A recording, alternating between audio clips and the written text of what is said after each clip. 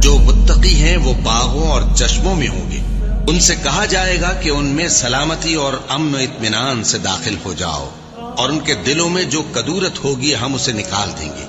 گویا بھائی بھائی مسندوں پر ایک دوسرے کے سامنے بیٹھے ہوں، نہ ان کو وہاں کوئی تکلیف پہنچے گی اور نہ وہ وہاں سے نکالے جائیں گے۔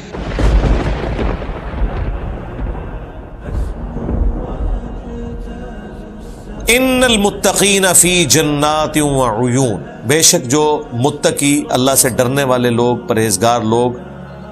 وہ باغات میں اور چشموں میں آباد ہوں گے، باغات جن میں چشمے بہتے ہوں گے۔ ادخلوها بسلام آمنین، اور انہیں اللہ کی طرف سے حکم ہوگا کہ داخل ہو جاؤ ان جنتوں میں سلامتی کے ساتھ، امن کے ساتھ، بغیر کسی خوف کے۔ ظاہر جنت میں امن ہے، سلامتی ہے، اور یہ اللہ کی طرف سے اناؤنسمنٹ ہے، بہت بڑی اچیومنٹ ہے۔ یہ سمجھ لیں فائنل آپ رزلٹ کارڈ آپ کے حوالے ہو رہا ہے، اور اس کے بعد آپ کو ایک وہ جگہ الاٹ کی جا رہی ہے ہمیشہ کے لیے جہاں پہ اب امن ہی امن ہے۔ یہ آیت مبارکہ مسجد نبوی شریف کے دروازوں کے باہر بھی آپ نے دیکھی ہوگی لکھی ہوئی،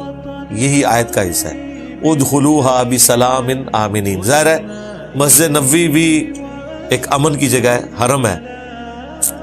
بلکہ اعلیٰ حضرت کا تو دماغ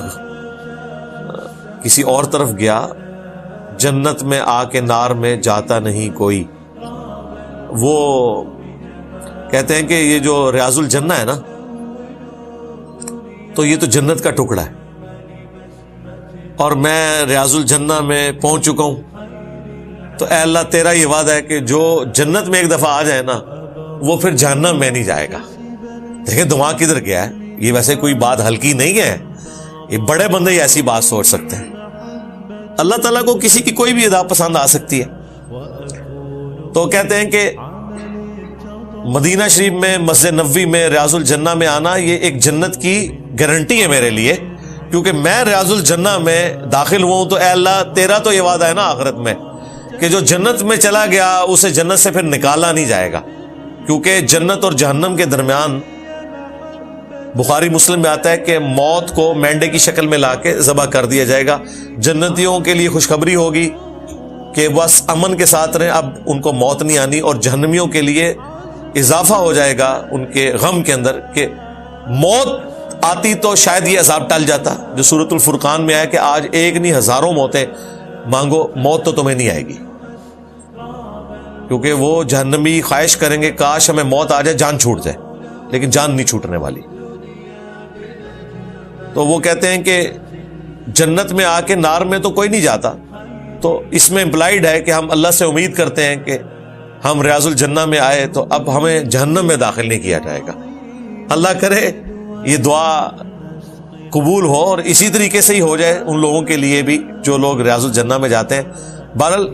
دماغ گیا ان کا، ظاہر ہے اس پلانٹ ارتھ کا حصہ نہیں ہے ریاض الجنہ، وہ جنت کے ٹکڑوں میں سے ایک ٹکڑا ہے۔ بخاری مسلم میں حدیث ہے، میرے گھر سے لے کر میرے ممبر تک جنت کے ٹکڑوں میں سے ایک ٹکڑا ہے، اور امام بخاری نے اس پہ باب باندھا ہے کہ قبر رسول سے ممبر رسول جنت کا ٹکڑا ہے، کیونکہ آج قبر رسول ہے اس جگہ پہ جو نبی علیہ السلام کا گھر تھا، تو اس لیے امام بخاری نے یہ ایک میسج دیا کہ قبر رسول اور سیدنا ابو بکر عمر کی قبریں بھی جنت کے ٹکڑے میں، اسی لیے تو حضرت عمر نے خواہش کی تھی کہ میں نبی علیہ السلام کے ساتھ دفن ہونا چاہتا ہوں، اور اللہ تعالیٰ نے وہ خواہش پوری کر دی۔ داخل ہو جاؤ اس میں سلامتی کے ساتھ اور امن کے ساتھ۔ وَنَزَعْنَا مَا فِي صُدُورِهِم مِّنْ غِلٍّ، اور ہم نکال دیں گے ان کے دلوں میں جو ایک دوسرے کے بارے میں کوئی کینہ آ گیا اگر، اخواناً علی سرر متقابلین، پھر وہ جنت میں بھائی بھائی بن جائیں گے تختوں پر آمنے سامنے بیٹھے ہوئے۔ اب دنیا میں بھی آپ زبردستی اگر دو مخالف پارٹیوں کی صلح بھی کروا دیں نا، پھر بھی آنکھیں چار کرتے ہوئے ٹائم لگتا ہے۔ اب دنیا میں ظاہر ہے کہ جن لوگوں کی اہل ایمان کی آپس میں کوئی رنجش تھی اور وہ نہیں نکل سکی، انسان خود تو اپنے دل سے نہیں نکال سکتا، اللہ ہی نکال سکتا ہے، تو اللہ تعالیٰ فرمایا دنیا میں اگر اہل ایمان تھے اور آپس میں کوئی ان کی ایسی رنجش تھی، دونوں جنت میں پہنچ گئے، اب جنت میں تو غم نہیں ہے،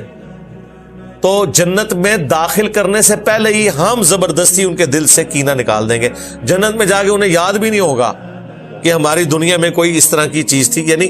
یہ کیفیت تو اللہ ہی طاری کر سکتا ہے نا، کہ ہمیشہ کے لیے آپ کے دماغ سے اس چیز کو نکال دے. بہرحال اللہ تعالیٰ فرما رہا ہے کہ یہ آمنے سامنے تختوں پر بیٹھے ہوں گے. لا یمسہم فیہا نصب وما ہم منہا بمخرجین، اور پھر وہاں جنت میں نہ انہیں کوئی تکلیف پہنچے گی اور نہ ہی وہ اس جنت سے نکالے جائیں گے. اللہم اجعلنا منہم، آمین. اللہم انا نسألک جنت الفردوس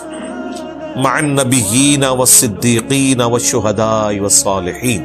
آمین. سبحانک اللہم وبحمدک، اشہد ان لا الہ الا انت، استغفرک واتوب الیک، وما علینا الا البلاغ المبین. جزاکم اللہ خیرا، آمین.